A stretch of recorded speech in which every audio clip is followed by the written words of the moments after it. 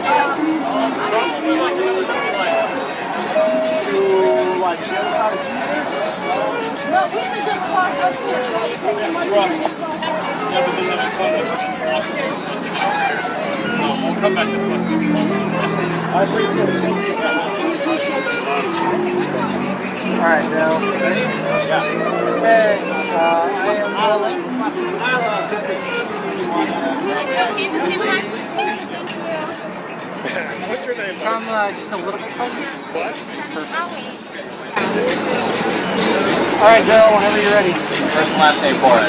Diamond Dorsey. We have. Kara and Alvin Ellis, right? Yes. That was several years ago, I think. Yes. You are right. I'm projecting the name in the face. How are you doing? What's going on? I'm here.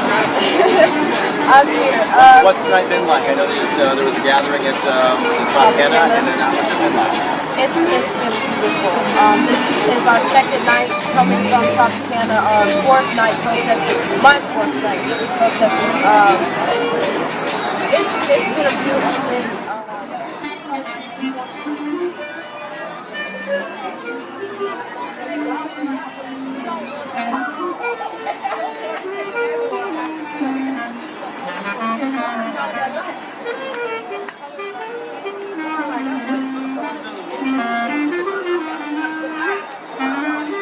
We haven't been able to do it yet. So that's why we're now banding together.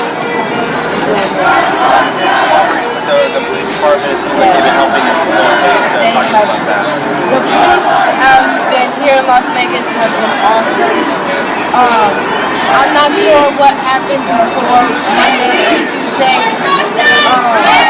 I will say that they have been very cooperative. As long as we stay peaceful, just like we have been, They have been cooperating. Helping us cross the road. They are with us. They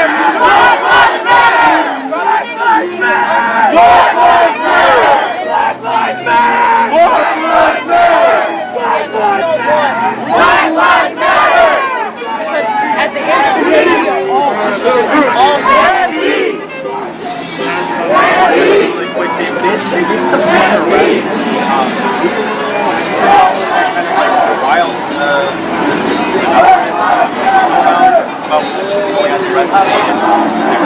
I did hear that they arrested the 3 cops, the four cops total. I did hear that they brought them off on charges. I just hope the charges stick.